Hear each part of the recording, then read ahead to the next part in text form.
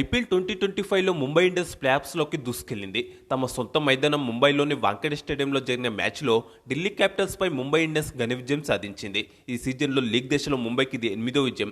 దీంతో లీగ్ దశలో మరో మ్యాచ్ మిగిలుండగానే 16 పాయింట్లతో ప్లేఆఫ్స్లో అడుగుపెట్టింది. అలాగే రికార్డు స్థాయిలో 11సారి ప్లేఆఫ్స్కు క్వాలిఫై అయింది. ఈ క్రమంలో ఐపీఎల్ చరిత్రలో అత్యధిక సార్లు ప్లేఆఫ్స్లో అడుగుపెట్టిన జట్టుగా చెన్నై సూపర్ కింగ్స్ తర్వాత 2వ స్థానంలో నిలిచింది. 4వ జట్టుగా ముంబై ప్లేఆఫ్స్లో అడుగుపెట్టడంతో ఈ సీజన్లో ప్లేఆఫ్స్ రేసు ముగిసిపోయింది. లీగ్ దశలో ఇంకా 7 మ్యాచ్లు మిగిలి ఉండగానే ప్లేఆఫ్స్ రేసు ముగియడం గమనార్హం. కాగా ఇప్పటికే Gujarat Titans, royal Challengers Bengaluru, Punjab Kings playoffs చేరిన సంగతి తెలిసిందే. మరోవైపు ప్లేఆఫ్స్ చేరాలంటే ఖచ్చితంగా గెలవాల్సిన మ్యాచ్లు చిత్తుగా ఓడిన ఢిల్లీ క్యాపిటల్స్ ఎలిమినేట్ అయింది.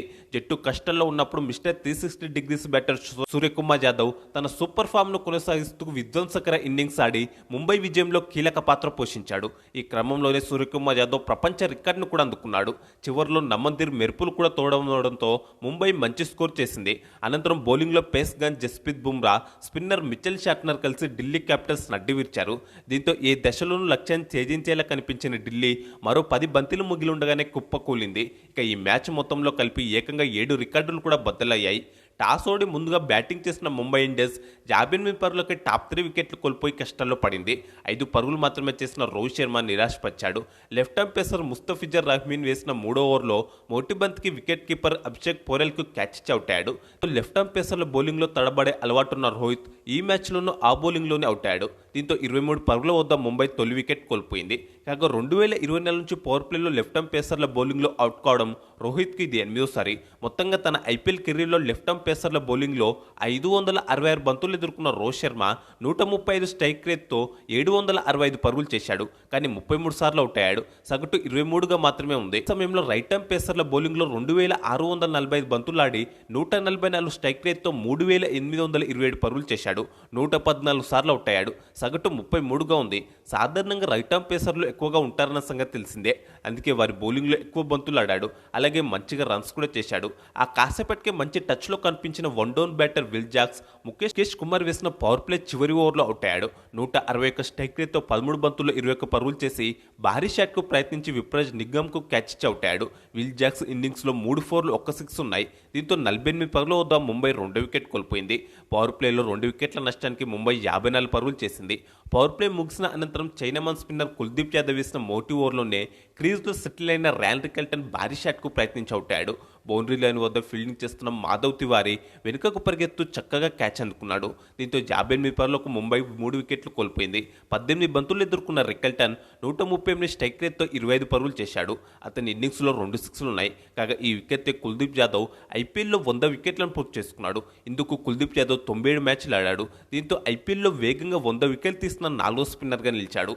ఇలాంటి సమయంలో ముంబైని mister 360 degrees batter Suryakumar Yadav, తెలుగురాడు తిలక్ వర్మ ఆదుకున్నారు.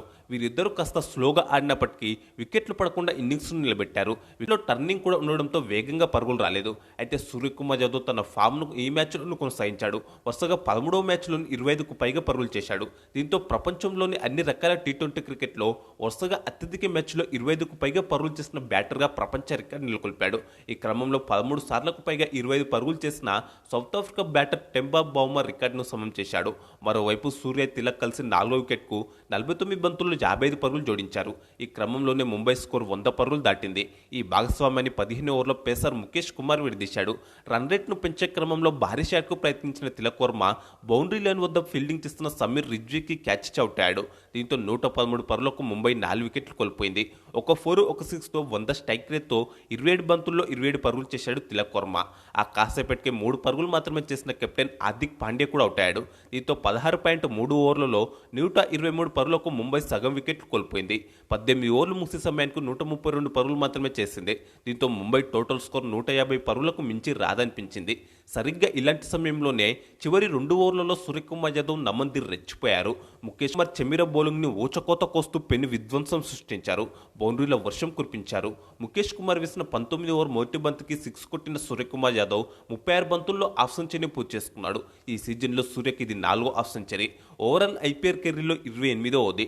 2వ బంతికి సూర్య సింగిల్ తీశాడు. ఇక మిగిలిన 4 బంతుల్లో నమందిర్ వరుసగా 4 6 6 4 బాదాడు. దీంతో 19 ఓవర్లు ఏకంగా 27 పరుగులు వచ్చాయి. ఇక చెమిర వేసిన చివరి ఓవర్లో సూర్య 2 4లు 2 6లు బాదడంతో పాటు ఓ సింగిల్ తీయడంతో మొత్తం 21 పరుగులు వచ్చాయి.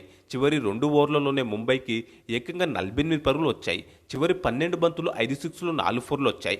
ఐపీఎల్ చరిత్రలో చివరి 2 ఓవర్లలో ఇవి రెండో అత్యధిక పరుగులు కావడం విశేషం. దీంతో 150 పరుగులు కూడా కష్టమనుకున్న స్థితి నుంచి ముంబై స్కోర్ ఏకంగా 180 పరుగులకు చేరుకుంది.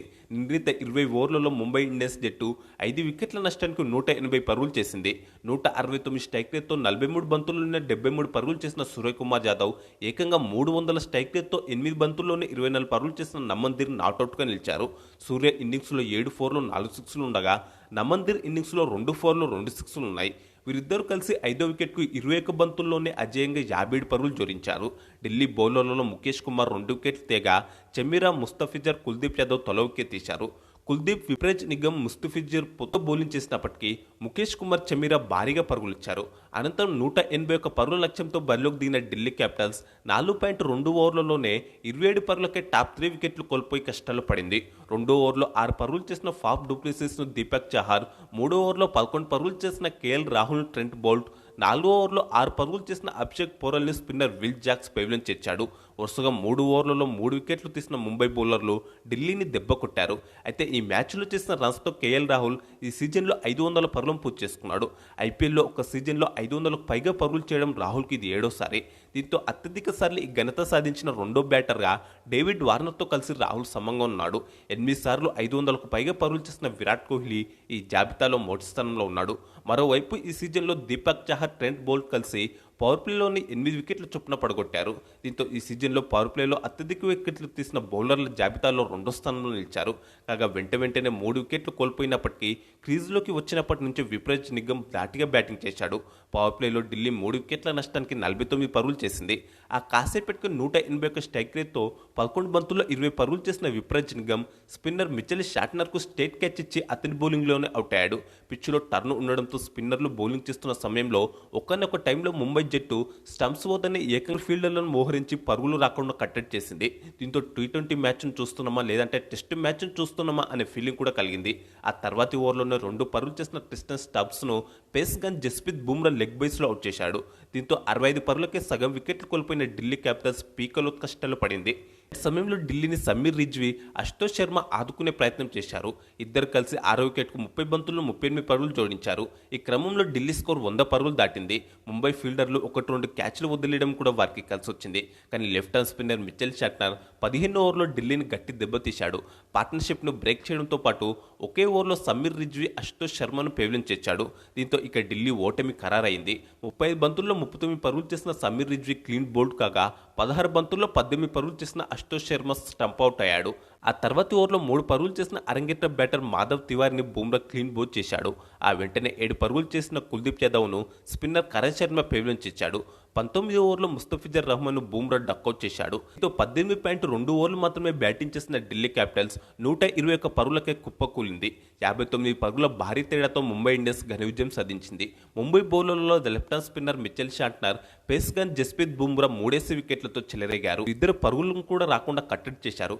షాట్నర్ కేవలం 2.80 ఎకనామీతో 11 పరుగులు ఇవ్వగా బుమ్రా కేవలం 3.6 ఎకనామీతో 12 పరుగులు ఇచ్చాడు. Boult, Deepak Chahar, Will Jacks, Karan Sharma తలో వికెట్ తీశారు. సూర్యకుమార్ యాదవ్కు player of the match award దక్కింది.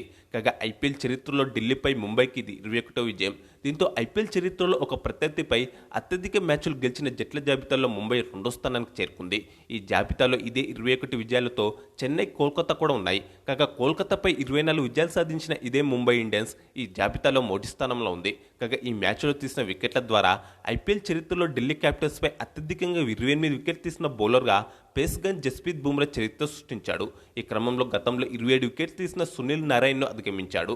కాగా ఈ సీజన్లో ముంబై ఇండియన్స్ ట్రోఫీ గెలుస్తుందని భావిస్తున్నారో లేదో ఖచ్చితంగా కామెంట్స్ బాక్స్లో చెప్పండి. అలాగే ఈ వీడియోకి ఒక లైక్ చేసి ఛానల్ను తప్పకుండా సబ్స్క్రైబ్ చేసుకోండి.